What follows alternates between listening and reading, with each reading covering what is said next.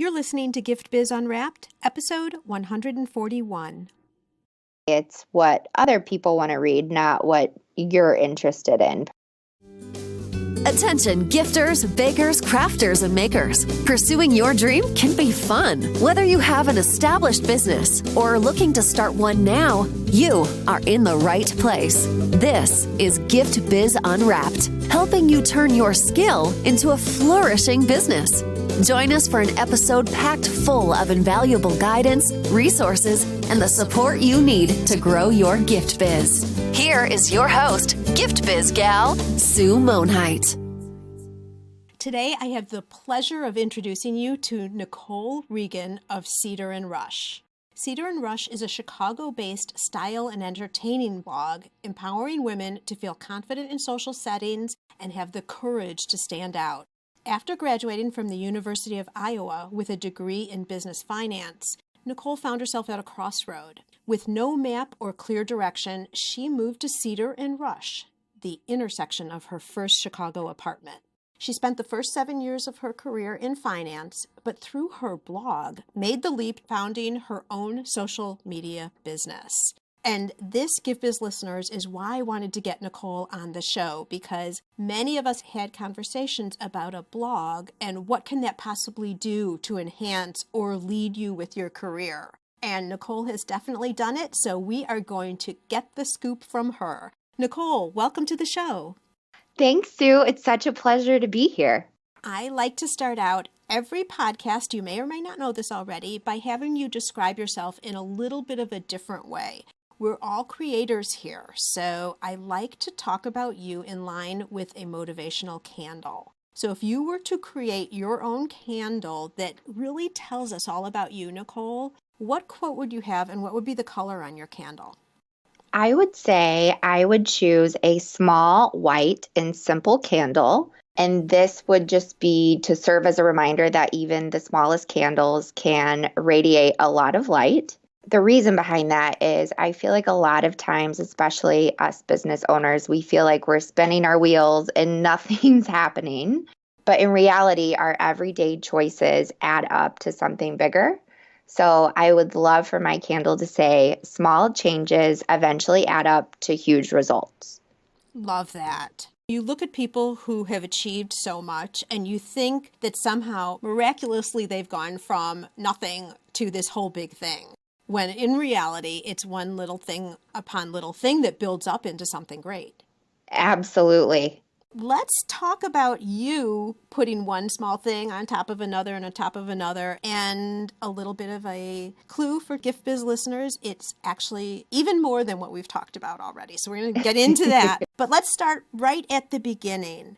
You are in finance. Yes. And what happened? How did the blog start? How did everything get going? So I'm glad you asked. It's such a cliche story, I feel like, with how people start blogs. But I graduated the University of Iowa with this finance degree, and my goal was just to find a job. And I found a wonderful job in corporate America, but something was just missing. My heart hurt. I felt like I'd fallen into the wrong career. So I found out about this whole blogging thing that was so weird, and not very many people knew about it at the time. This was several years ago. And luckily I had my now husband, but at the time boyfriend, Sean, his friend told me about this blog. And so I started a blog, and I didn't tell anyone because, again, it was so weird. And I think I blogged for a year and didn't tell anyone. So you were just blogging and not promoting the blog. So you're just putting content out there, and that was it. So almost like a little personal journal, and if someone saw it, they saw it. Yeah, and actually, not a lot of people know this, but my blog used to be called Great Dates in the City. And I was just dating my, like I said, now husband, and we were doing all these fun things. So I wanted to give people ideas and suggestions of things to do in Chicago. That's a great idea and a great topic. And then, boy, it just means you guys have to go out and party because that's your business. You have to try everything in Chicago, right?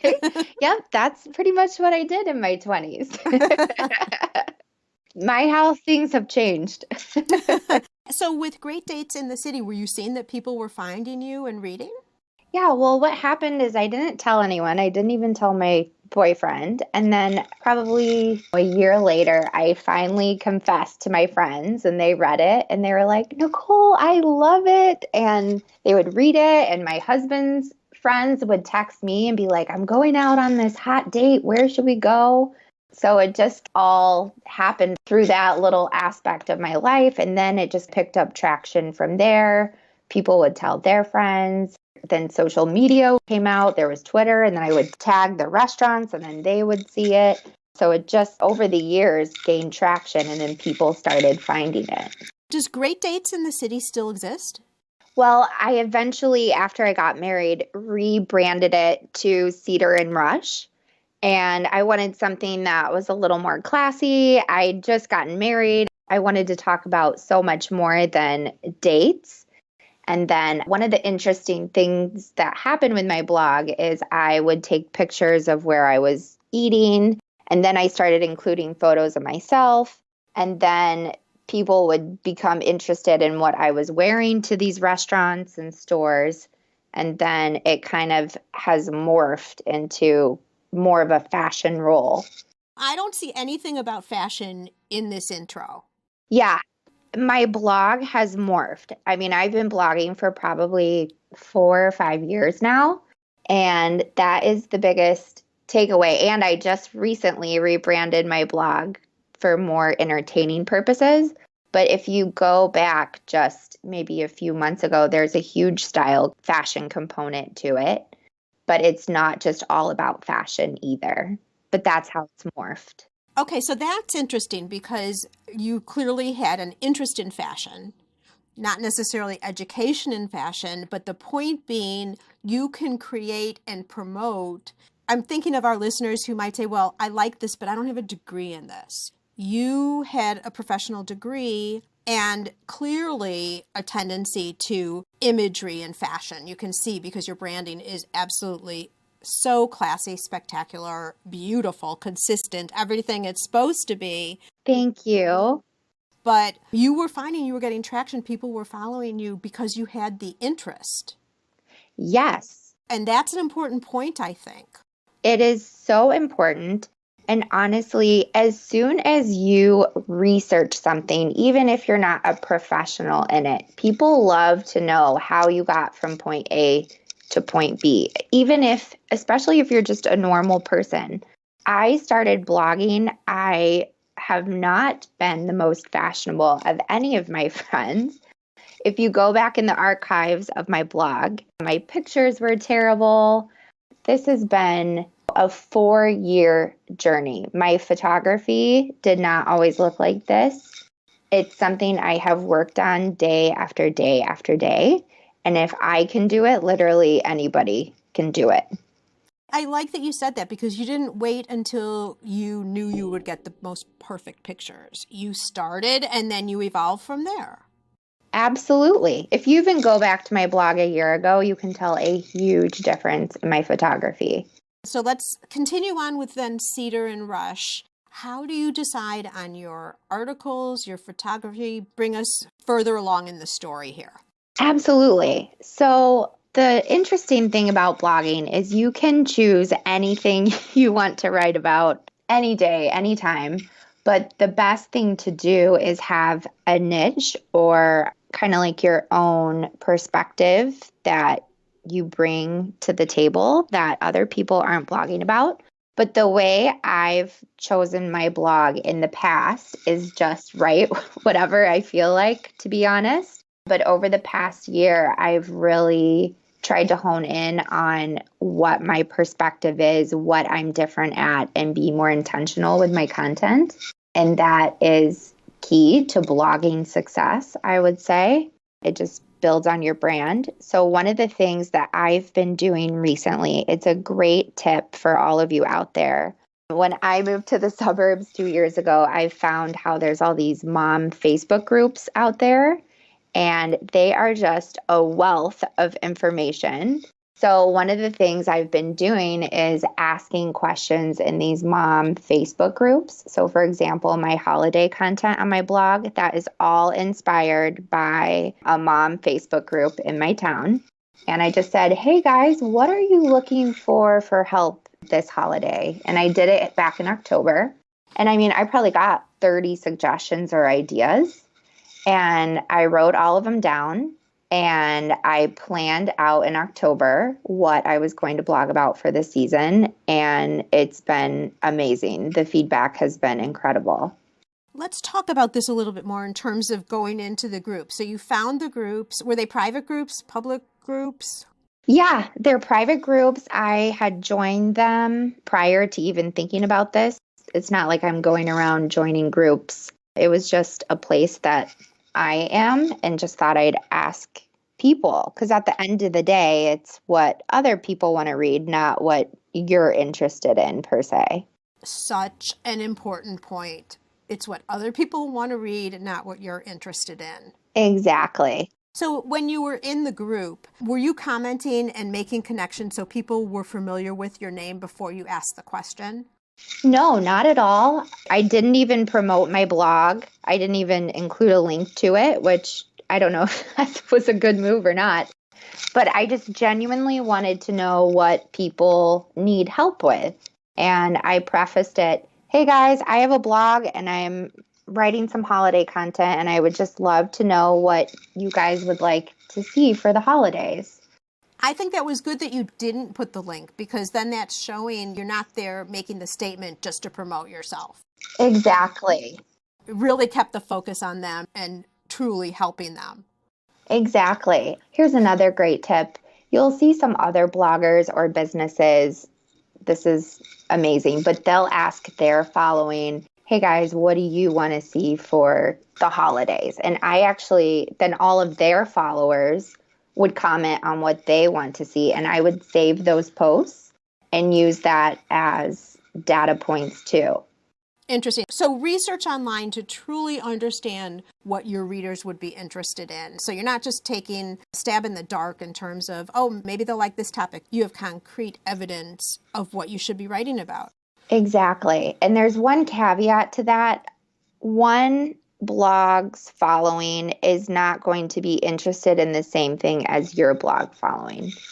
So, for example, your following, Sue, may have a total different interest than another business. So make sure if you are taking content from other people that you have a similar audience. Very good point. All right, so there are a couple of ways I want to take this. I'm kind of deciding which way I want to go first. But if I look at your blog today, I'm seeing, and we are recording this in December, so right near the holidays, you just put out an article about, I think it was the Black Friday sales, right? Yes. With lots of links to lots of different things. Tell me about how you're using links, and are you monetizing any of that, or where are you at now with the blog? Absolutely. So I use affiliate links whenever appropriate. And do people know what an affiliate link is? Let's explain it to everybody. Okay. So there are several affiliate programs out there, but basically if you use an affiliate link, so if I find a candle at Nordstrom that I like, I can create an affiliate link. And if anybody clicks on that link and buys the candle, I get a small commission from that candle. It does not affect the price of the candle. It's just I get a cut of it because I referred them to Nordstrom. Right. I think affiliate marketing online has become a big deal. I know more about it from online courses, that kind of thing, but you're offering another opportunity. And this is something to think about, Gift Biz listeners, not only for you if you start thinking about blogging, and we'll talk about that possibly a little bit later in this show, but also what about the products that you're making? This is an opportunity to get your products in front of other people, such as, let's say you were in Chicago with Nicole, right? Maybe bloggers who are more on a local level, who are near you, you could do affiliate type programs with them where they're showing your product on their site. So they're giving you visibility to their audience. And for that, when something sells, you get a portion of that sale. Absolutely.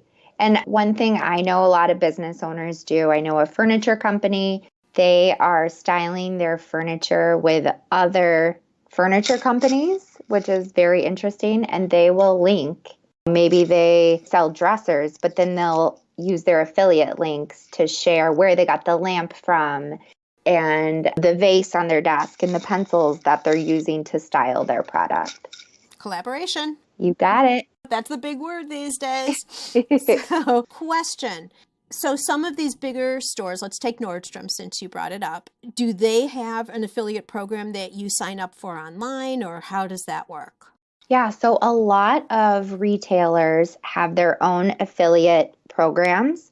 I personally work with a third-party affiliate program who does all that for you. So it's kind of a one-stop shop. It's called Reward Style, and it is fashion focused. You do have to be accepted. But if you can't get accepted to that, there's also Shop Style. That's amazing. You get paid per click, and it's super functional. I used them before I was accepted to Shop Style. And then I think there's a few others. I'm just not familiar with them. But there are tons of options out there, no matter who you are, whether you're just starting out or very experienced. I think more, as I'm thinking of our listeners, it's more positioning. We're talking about blogs here, but it's really a great creative thought of how you can get your products in front of other people. So you would be the Nordstroms in this example, offering out affiliates to people who would then promote you on their blogs, social media sites, wherever it might be. Oh, yes.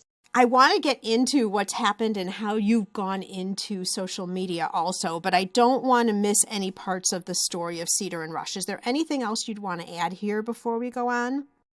No, not at the moment.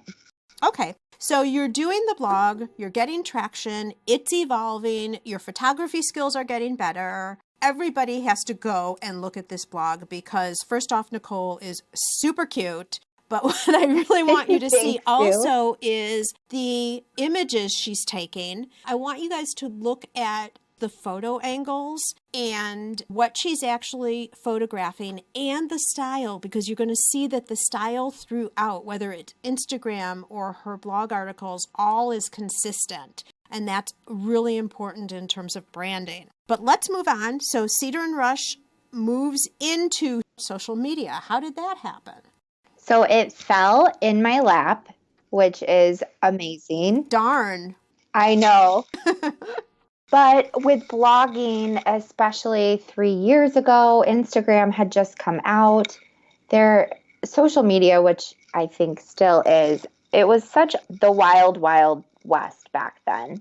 And I, through my blog, had made all these local connections with restaurants and hotels and shop owners. And I had a hotel reach out to me and they asked me, hey, we are looking to get into social media. You seem to have your hand locally in a lot of pots, if you will, and have your pulse on the city. We would love it if you would come work for us and help us with all that. And like I said, I had still, after all these years in the corporate world, felt this void. And I spoke with my husband. He's been so supportive throughout this. And he said, you know what? This is the time to do it. And I had a 3-month contract.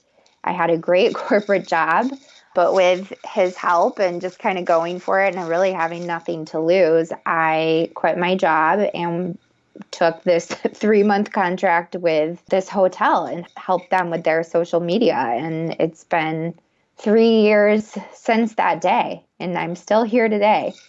So are you still working with that hotel? No, so that was a short-term project. I did get renewed, and then I've since been working with all kinds of clients who need me for short-terms or long-term projects. It just really depends. That's interesting because it's really valuable too. And like you said, you fell into it in a way, but you were able to really then set up your systems while you were being paid during that 3-month contract and then further, and then saw that there was opportunity for you out there with social media. Yeah. How did you start attracting other clients then? I am probably the only social media company out there that's not on social media, which is interesting. But my blog has brought me so many opportunities and networking opportunities online and in person. And I've had a great renewal rate. So I get a lot of behind the scenes word of mouth and referrals. And so what is your social media business? What are the types of services you offer? Sure. So my social media business is very custom to each client, and I don't actually have packages. It's specifically geared and designed to what my clients need. And my typical client is a lifestyle creative client. I only take on 2 to 3 clients at a time. And I do a ton of work for them, from photography to creating content for blogs, all their social media, scheduling it, basically creating as much content in the smallest amount of time as possible that's on brand and valuable to their audience. I'm thinking about social media and how it relates, because to hear you say that you are the only social media company that you know who isn't actually doing social media in a way is cool, because you're not focusing on yourself, you're focusing on all your customers. Yes. 2 or 3 clients at a time. What are you seeing is the biggest challenge that people are having when they come to you? What are they struggling with and need the most help with? I would say there's 2 things. One, they know they need social media, but they just don't have the time to do it. And one of the great things about me is I work highly integrated with companies, so I understand their brand and what they want to get out there. We have a whole month of strategy prior to working together. And they just want me to take it off their plate so they can focus on what they're good at, because it's time consuming. And you feel like you put all this time into social media, but nothing's happening. So I take that over, help you do it right, attract the right audience, and grow your brand. And then they'll take it on from there. Once it's set up right, it's gotten some traction, then they'll take it back in-house or something. Most of my clients have me do it for them after a while, because I'd say the number one problem is they don't have the time to do it. The second problem or biggest challenge is people and businesses feel like they need to have this huge social media following to be successful. Even I fall into that trap, and I know better. It's very challenging looking at all these other businesses or bloggers with thousands of followers. But what people don't understand is you do not have to have a huge following to get results. I know so many bloggers and so many businesses who have a ton of following, but is that converting to sales? You would much rather have 100 Instagram followers that want to actually buy your product or your service than 20,000 followers that nobody even really cares about your business or what you're selling. I am so glad you brought this up, Nicole. It's so true. And I've actually written a blog article about this too. Great. It's called Numbers That Lie. Exactly. And because it's nice to see somebody who has 200,000 followers, if you will, because it's social credibility for sure. I mean, there's a lot of people who know about them, like their pages, but you would mentally think that that follows through to people are buying something from them. People are following them all the time. But think about it. When you like a page, you can just like a page and you're done. You may never even look at it again. So what you talk about in terms of getting a smaller group who is really interacting with you, really understands what you're about, and resonates with it or needs what you're promoting. Back to the point about you were asking them before you wrote articles. You were asking people what they needed before you wrote the articles. You don't need that big a number. It's like everyone take a fresh, deep breath. Release that stress, like you have to get your numbers up. Exactly. And one thing I can tell you, there has been a huge shift this year. Brands are getting smarter. Your customers are getting smarter. They know and can see fluff a mile away. So don't buy followers.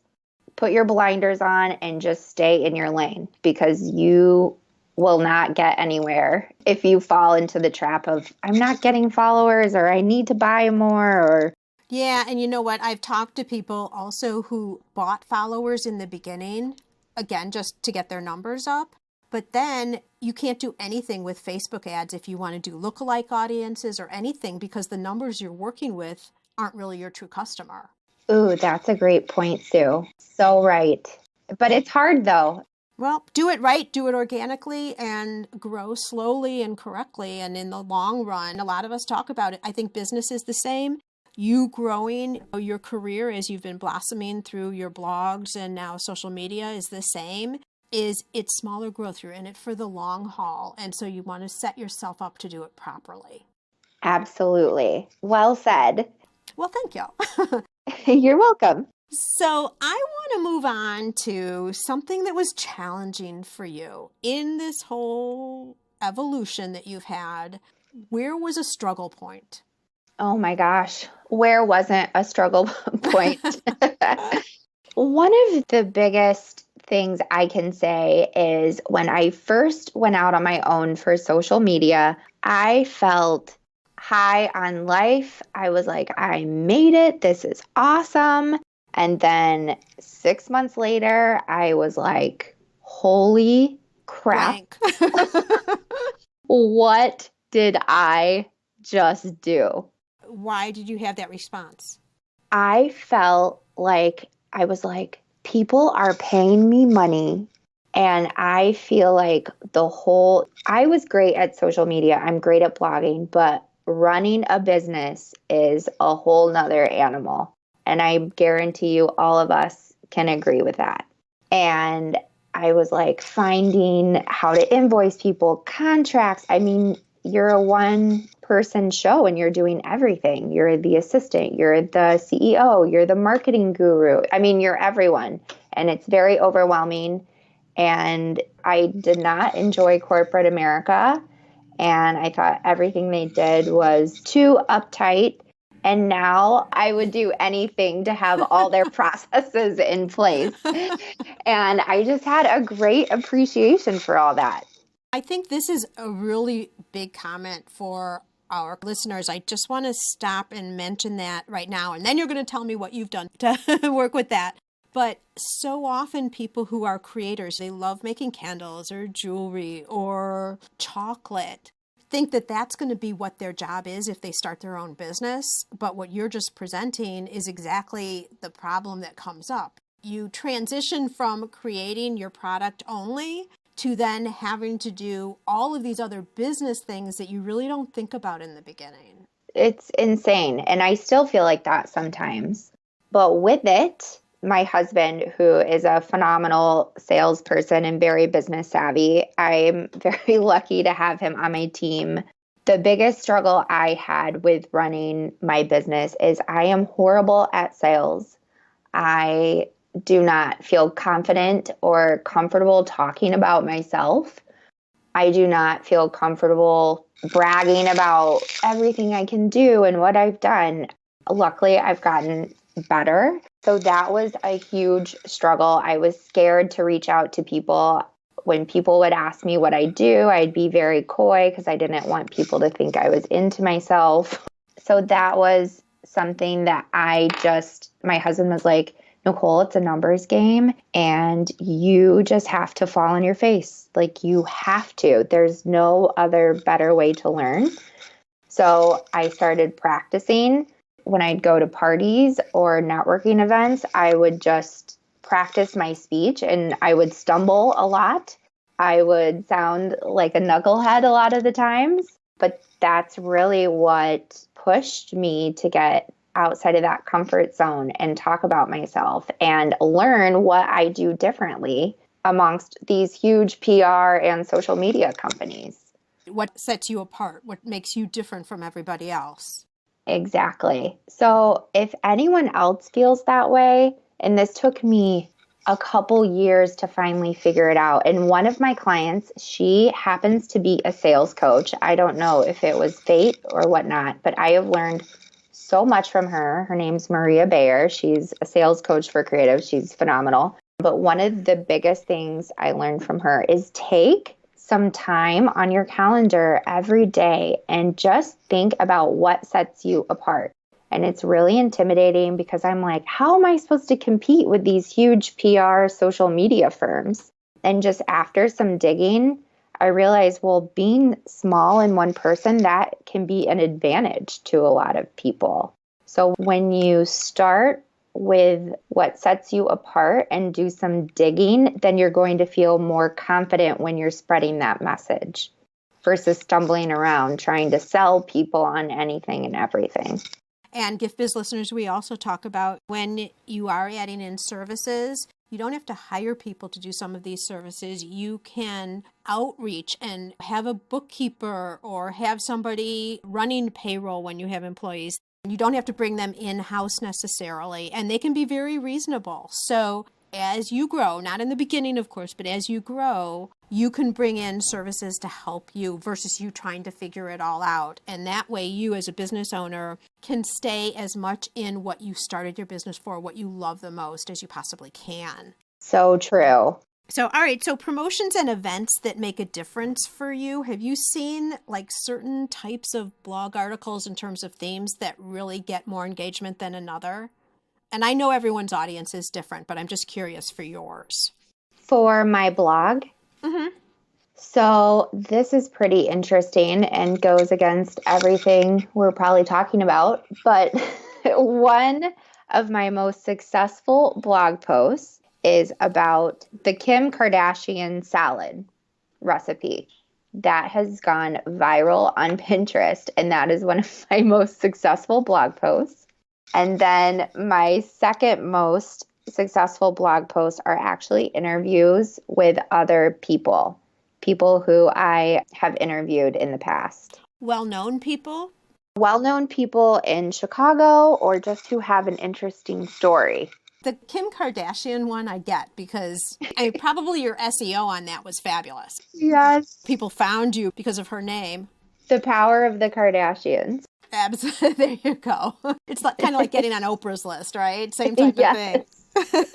And then what can you equate or what are you thinking is the reasoning behind the interviewing of other people?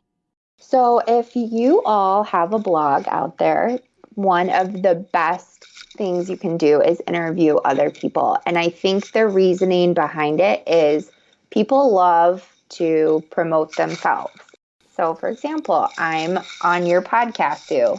I, of course, am going to be so excited and tell everyone to come listen to me on your podcast. So it's a lot of organic and authentic, natural promotion to your blog or podcast or whatever you have. I think that's why they're very successful. And people love to hear other people's stories. Our conversation is going to continue in a minute. Nicole is going to talk with us about how you can start your own blog if you don't have one already, or how you can share information about your business without even having a blog. But first, a quick message from our sponsor. This podcast is made possible thanks to the support of the Ribbon Print Company. Create custom ribbons right in your store or craft studio in seconds. Visit theribbonprintcompany.com for more information. So a lot of our listeners don't have blogs. I know that for a fact. Kind of the reverse of you because you have the blog and then that went into your social media business. So a lot of our listeners have the product, and I wanted to bring you on to talk about, should you think about, and if you should, what would you do with a blog?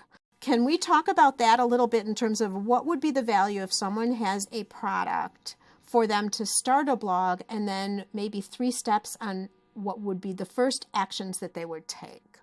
Sure. So I have so many tips on this. I don't even know where to start, but I wanted to just take a step back, Sue, and address the people out there who don't have a blog. You don't have to have a blog to share valuable content. I still recommend having a blog, which I will quickly jump in there after I share this tip. You can interview people on your Facebook page. You could do like a mini little interview through posts. You can do it on Instagram. You could have one of my clients, we would host a Facebook Live on their Facebook page, having a professional share tips or wisdom on their Facebook page. So just because you don't have a blog doesn't mean you don't have a platform to share valuable tips or do fun things. That's a great point. But the one thing that you should do, I think you'll agree with this, is if you're doing that, you need to make sure to have some type of a call to action that brings people back to you. Absolutely. There's a reason why you're doing it at the very end, to you and whoever you're interviewing. Excellent point, Sue. I truly believe having a blog is so important. And the reason it's important is when you are bringing daily or weekly or even monthly valuable advice, you are staying top of mind. So when someone does need your service or product, you are the first person that pops in their head to go to you. Okay, so let's talk about if we've convinced people that, or piqued their interest, they want to do more than Facebook Lives, and they want to put a structure together, more of a true blog. How do you get started? What's the first thing that they should do? Let's start with people already have a website for their product. Okay. Let's go with that. So I would implement a blog on your website, and I don't know if you did this on your own or hired a web designer, but they should be able to add one already to your website. So keep everything together in one place. Yes. Okay. And you can do blogs on your own, but it's a lot of work. So I highly recommend hiring someone to do it. And you can get something called pre-made blog templates for $75, and they look stunning. So I would highly recommend going that route versus spending 20 hours trying to figure it out on your own, and it will not look good, I promise you. Are you talking about the structure of the page then? Yes. And Sue, it's kind of a hard question to answer because there's so many different platforms, or maybe a lot of your followers already have a website. But if you don't, I would just recommend working with someone to make sure it looks nice. Okay, so in terms of the platform, keep it with your own website so everything is in the same place, which helps out tremendously. Take it from someone who didn't do that way at first, because you're directing someone to one central place, regardless of whether they're going to look at your blog, look at your product, etc. And then how we get that done, we'll leave that there for now. What do you do in terms of starting to think about what type of content you should be creating? Sure. I know everyone's busy out there running their business, so it's going to be very difficult to just all of a sudden start blogging every day. So I would recommend starting with 2 to 3 main messages that you want to get out there. So let's say, for example, you're a caterer. So you want to talk about your food. You want to talk about maybe your organic, so you want to express the importance of organic. And then the third thing, and it can be whatever those 3 main messages are to you, or just pick one or pick 2. And plan out, let's just say blog once a month. Pick 12 blog ideas for the year and just write them down on a piece of paper. Okay, I like this part about just defining the theme. Your 2 to 3 messages then become your overall theme, so that when people come, they know the type of content that they're going to be reading about. It's not haphazard. One article's way off in one side, another's article's way off in another. Yes. You were talking earlier about niching down and really defining who you are, and I think this reinforces it in terms of 2 or 3 messages or themes that you'll be writing about. If you just need to start with one, start there. Or if you have 2 or 3 messages, that is a great place to start. All your blog posts should have this underlying theme that directs people back to your business. But that gives you a ton of creativity. And then in terms of content, are there a couple of things structurally that should always be included in a blog post? I'm thinking of things like links to other articles or photos. What are you finding should be part of a true article? Best practice is to link to 2 other blog posts, if not 3. Of your own or other people's? Of your own. And that just kind of keeps people going through your content, and it's helpful. So linking 2 to 3 other articles on your blog. If you're just starting out, you'll get there eventually. I also think an image is very important. The layout of how you do those. Should they be consistent post to post by structure, like how it looks on physically on the page? Yeah, I think so. I think a lot of people are very visually driven. So, for example, if you go on my blog, you'll see all the images are the same width. So I think that's really important, just how it looks. But that is a whole nother animal in itself. Okay, so we're getting into some really good tips on what once you have a blog and where it goes from there. And I'm going back and adjusting a couple of things in my blog, Nicole, now that we've been talking. Good. But let's back up again, just as a final summary here. Can you give some ideas if someone's pondering and says, okay, that all sounds good, but I don't know if I really even need a blog for my business? Can you share your thoughts on whether you should, whether you shouldn't, what questions somebody should ask to determine whether they should start anyway? Because we were just talking about how there's so much to do as a business owner. How does someone decide if it makes sense for them to start a blog or not? So I'm biased, but I think every business should have a blog. My blog changed my life, but it's not all about me. The reason you should have a blog is, one, you're offering valuable information to potential customers. It can serve as a pipeline for you. It builds trust. It's a place where you can share information about your brand and the benefits and what differentiates you, where you can't anywhere else really on your website. It builds trust.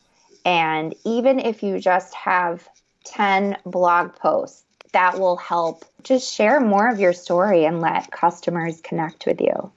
Yeah, it's credibility too. It positions you as a professional in whatever chosen field you have.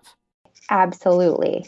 We were talking about sales and selling. I think a lot of people are similar to you, Nicole, in that it's not so fun having to sell. Having a blog is kind of an indirect way of selling because you're presenting information that people want to know. Again, in our case with our listeners, it could relate back to the products that they also sell. Absolutely. So you're not out there saying, buy this, buy this, buy this. You might be saying the history behind the gems that people use in their jewelry, something like that. And it directly, naturally leads into what your products are. Another reason to have everything on the same platform too. Sue, I couldn't have said it better. It gives you also a reason just to promote yourself out there and keep yourself top of mind. So if you're selling shoes, like you said, you don't want to be like, oh, we have new brown shoes and new purple shoes, and that gets odd. If you're saying, hey, 5 amazing places to walk in your shoes around Chicago. Oh, that's so good. That gives you an excuse to share that and a reason for people to click on it when they normally wouldn't. Oh, I love that. That is so good. The possibilities are endless. You just have to twist your mind a little bit and think a little bit differently in terms of how you would connect your product with whatever the article would be. Yes. And if you're having trouble, I know it can be so difficult to get creative sometimes. A great place to look are name a company that you love, big or small. They probably have a blog, and see what they're doing. There's this slipper company who I love, and they have a blog, and it's all about hostessing. Ooh, care to share? I like hostessing. Yeah, they're called Birdie Slippers, and they kind of reinvented the slipper, if you will. And you can just get amazing inspiration on other websites and brands that you love. Kate Spade has a cute blog. J. Crew. Anything you think of has a blog. So just go there and see what they're doing, and that'll give you tons of inspiration and ideas. And the point here is exactly the word that Nicole just used, inspiration, not copying. You're not taking what they're doing and doing it exactly the same, but looking at it and making it an extension of how it relates to your brand and your product. Exactly. As we're winding down here, Nicole, I'd like to invite you to dare to dream. I'd like to present you with a virtual gift. It's a magical box containing unlimited possibilities for your future. So this is your dream or your goal of almost unreachable heights that you would wish to obtain. Please accept this gift and open it in our presence. What is inside your box? Inside my box is to always have the courage to put myself out there. And I think most of us struggle with that. But this past year, it's been such a huge eye-opener to me to be vulnerable and share what I struggle with, because one thing I've realized is people love to help. They just don't know that you need it. And it's opened so many amazing doors for me, but it's scary to put yourself out there. So I just hope I always have the courage to do that the rest of my life, whether it's personal or business. There you go. And I would say that gift that you would want for yourself that we are now giving you, right? You've just given to us too, because if you were to go and look at your site, you would not think that that's the mindset, the questioning or needing to reach for that courage. You don't see that on your site at all, which tells me you are clearly stepping out and doing it. And you've just talked about the rewards you get, which is so great. I want everyone to go back and listen to that again. Thanks, Sue. This has been so fun. So tell our listeners how they can reach out to you and see everything you have going on. Absolutely. So the best place to reach out is my blog, and the website is www.cedarandrush.com. And on my blog, you can find my email. You can also find me on Instagram. It's Nicole A. Regan. You can DM me, you can tweet me, you can email me, you can smoke signal me, whatever floats your boat. But yeah, I would love to hear from you guys. And if you have any questions or just want to say hi, I'd love to hear from you. Wonderful. Thank you so much for that. And Gift Biz listeners, you know there'll be a show notes page. I will link up all of the different things that we've referenced here through the show, so you can also go there and get links and direct yourself over to Nicole. So, Nicole, thank you so much. I didn't know exactly where this was going to go. We kind of left it really loose so we could talk about blogs, we could talk about social media, and you just gave us such great information. And you were just in the start of your career. I mean, you have so many years ahead of you. It's going to be really interesting and exciting to watch you progress, because you already are on such solid ground in terms of what you're presenting out to the market. So I look forward to watching you grow, and I know that your courage candle is always going to burn bright. Thank you so much for joining me today. Thanks, Sue. It was such an honor. This episode is all wrapped up, but fortunately, your Gift Biz journey continues. Are you eager to learn more? Our Gift Biz gal has a free download just for you. Head over to giftbizunwrapped.com/12 steps to get your copy of the 12 steps to starting a profitable gift biz. Don't delay. Head over to giftbizunwrapped.com/12 steps today. And until next time, happy business craft.